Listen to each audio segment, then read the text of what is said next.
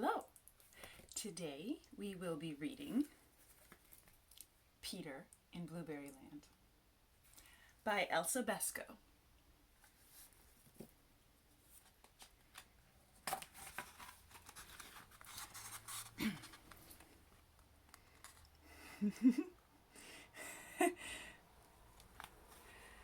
Early one morning, Peter went into the forest.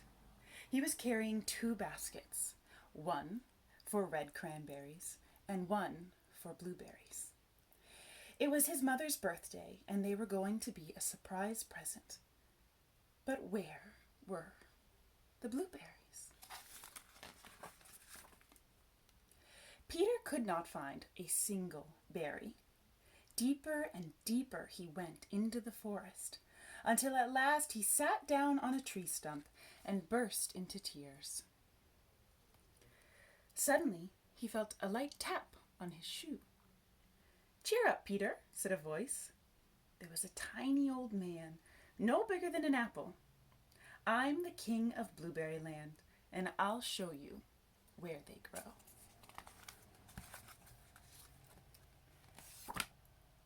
Peter was so surprised he didn't know what to say.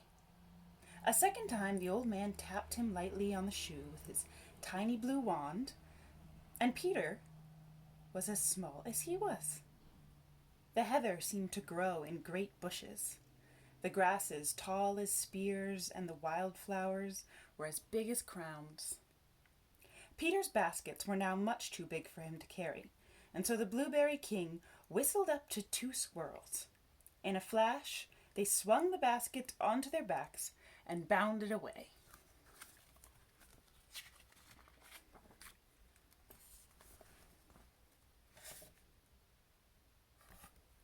Soon they were walking under ferns like huge palm trees, and Peter could hardly believe how different and interesting it all looked.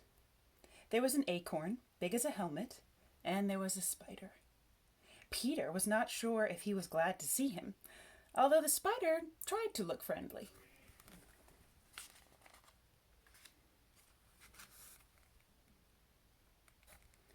"Here we are," said the Blueberry King cheerfully, when they reached a little wood full of fruit trees.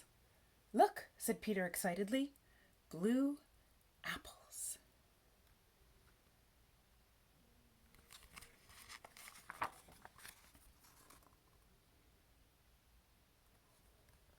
"Don't be silly," said the king, laughing. "They're blueberries, but come and meet my sons." 7 boys were playing ball with the berries, and they came running up to meet Peter. Their clothes were splashed with the dark blue juice. "Peter has come looking for blueberries," said the king. "Let's see how quickly we can fill his basket."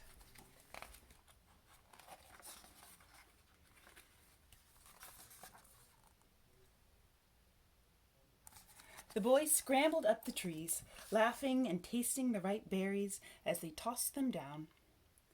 Peter tasted some of the berries too. As soon as his basket was filled to the brim, the boys gathered round him, shouting, "Now it's time to play! Come on, Peter!"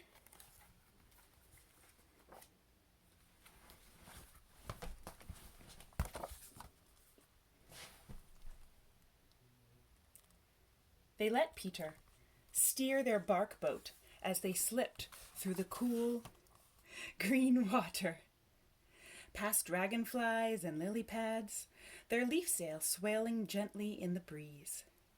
Peter forgot all about berry picking until one of his new friends said, "We'll be late for Mrs. Cranberry. She's waiting for us with some friends. Some fruit for you. Hurry up, Peter." Quickly they beached their boat. They combed their hair, cleaned their teeth, and washed their hands, which were still blue from the sticky juice.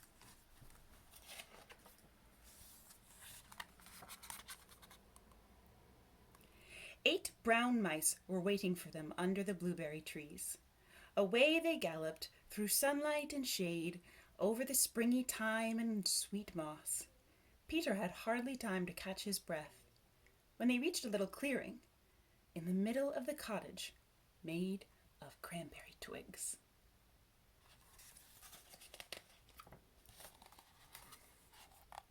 Outside in the sun sat Mrs. Cranberry and her 5 daughters polishing berries, the shiniest and reddest fruit they put in a pot to cook with honey.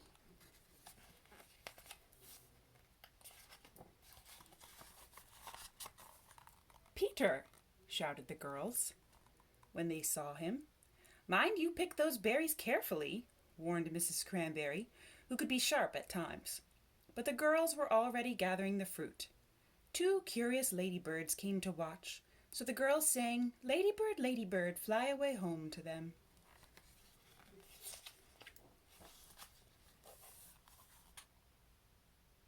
When Peter's basket was as full as could be, they all had time to play.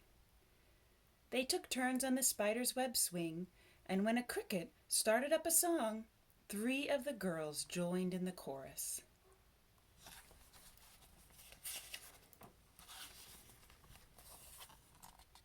Then Mrs. Cranberry rang the dinner bell, and all sorts of other guests, yellow butterflies, ants, and bees, hurried back with the children. Everyone ate the delicious juicy red cranberries and honey until they were full. Peter could only manage 2. But now it was time to go, and Peter said thank you to Mrs. Cranberry and goodbye to her daughters. His basket was now so full that everyone had to load it onto a wagon. They had harnessed the mice, and away they flew, although not as fast as before.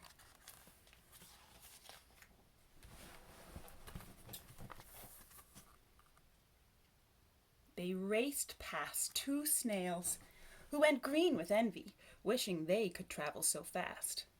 The Blueberry King was waiting for them when they arrived home. "Take Peter back to where we first met," he ordered the mice. "Oh, don't go yet," cried the Blueberry boys, and Peter begged their father to let them stay for just one more game. The king smiled and shook his head. "It's getting late, and your mother will be worried. Perhaps you will come and visit us another day."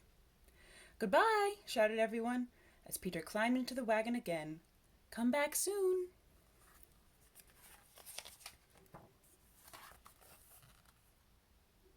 Suddenly, Peter stopped with a jerk.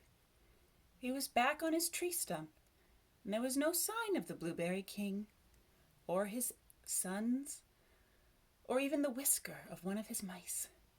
"I must have been dreaming," said Peter to himself.